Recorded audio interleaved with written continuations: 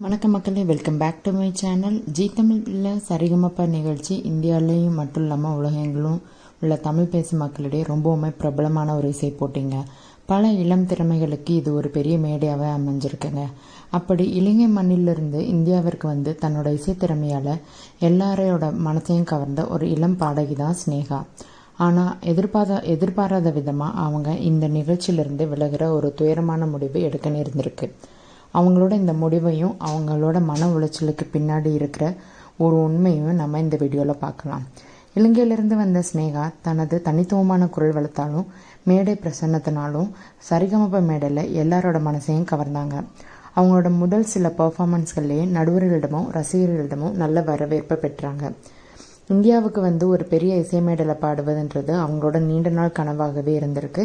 அந்த கனவை நனவாக்குன அவங்க ஒரு தனி ஒருவராகவே இந்தியாவுக்கு வந்திருக்காங்க. அவங்களோட எதிர்காலம் பிரகாசமாக இருக்குன்னு எல்லாருமே எதிர்பார்த்துட்டு இருந்தாங்க. ஸ்னேகாவோட முதல் மேடை பர்ஃபார்மன்ஸுக்கு நிகழ்ச்சி தயாரிப்பு குழுவினர் ஒரு ஆடையை கொடுத்துருக்காங்க. ஆனால் இந்த ஆடை அவங்களுக்கு பெரும் மன உளைச்சலையும் துயரத்தையும் ஏற்படுத்தியிருக்கும். இலங்கையில் உள்ள சில ஊடகங்களும் சமூக வலைதளங்களும் ஸ்னேகாவோட இந்த ஆடையை வச்சு அவங்கள தவறாக சித்தரிக்க தொடங்கியிருக்காங்க. இந்தியாவிற்கு போனதுமே இப்படி ஆடையை அணிஞ்சு சமூகத்திற்கு அவமானம் ஏற்படுத்தி விட்டார்னு நிறைய பேர் தனிப்பட்ட முறையில் விமர்சித்தும் கேலி செஞ்சும் செய்திகளை பரப்பியிருக்காங்க. இந்த தொடர்ச்சியான எதிர்மறை கருத்துக்களும் ஆன்லைன் ட்ரோலிங்கும் ஸ்னேகாவை ரொம்பவுமே மனசை பாதிச்சிருக்காங்க.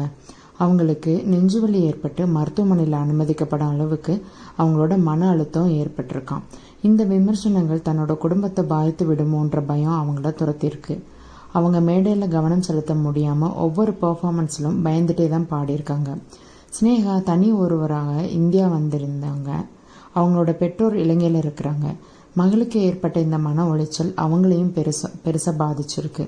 பெற்றோரோட துயரத்தை கண்ட ஸ்னேகா அவங்களுக்கு மேலும் வழி கொடுக்க விரும்பலை. தன்னோட கனவு ஒரு புறம் இருந்தாலும் குடும்பத்தோட நிம்மதி தான் முக்கியம்னு உணர்ந்திருக்காங்க. இந்த தொடர்ச்சியான மன அழுத்தத்தாலும் எதிர்மறை விமர்சனங்களாலும் தன்னோட திறமையை முழுமையாக வெளிப்படுத்த முடியாததாலும் அவங்க சரிகமப்ப நிகழ்ச்சியிலிருந்து விலகி மறுபடியும் இலங்கைக்கே போகிறதுக்கான ஒரு முடிவை எடுத்திருக்காங்க. ஸ்னேகாவை இந்தியாவிற்கு அழைச்சி வந்த அவங்களோட பாதுகாவலர் யமுனா ஸ்னேகாவோட குடும்ப பின்னணியும் அவங்களோட திறமையும் உறுதிப்படுத்தியிருக்காங்க. ஸ்னேகாவுக்கு ஏற்பட்ட இந்த நிலை குறித்து அவங்க ஆழ்ந்த வருத்தத்தையும் தெரிவிச்சிருக்காங்க. இலங்கையில் உள்ள பலரும் ஸ்னேகாவுக்கு ஆதரவு தெரிவித்து அவங்க மீண்டும் இசைத்துறையில் சாதிக்க வேணும்னு வேண்டுகோள் விடுத்திருக்காங்க. ஸ்னேகா விமான நிலையத்திலிருந்து இறங்கினதும் அவங்கள வரவேற்று அவங்களுக்கு தேவையான மன ஆதரவையும் உதவிகளையும் வழங்கி அவங்க மீண்டும் வைல்ட் கார்டு ரவுண்டில் பங்கேற்க ஊக்குவிக்க வேண்டும்னு ஒரு வீடியோ வந்து அவங்க போட்டு மக்கள் முன்னாடி பதிவு பண்ணியிருக்காங்க. திறமையான ஒரு கலைஞரை மன அழுத்தத்திலிருந்து மீட்டு அவங்களோட கனவை மீண்டும் தொடர நம்ம முடிஞ்ச வரை ஆதரவு கரம் நீட்டுவோங்க. உங்களுக்கு அவங்கள மறுபடியும் வைல்ட் கார்டில் வரணும்னு நினச்சிங்கன்னா மறக்காமல் சப்போர்ட் பண்ணுங்கள். உங்களோட கருத்துக்களை தயவுசெய்து கமெண்ட் செக்ஷனில் கொடுங்க.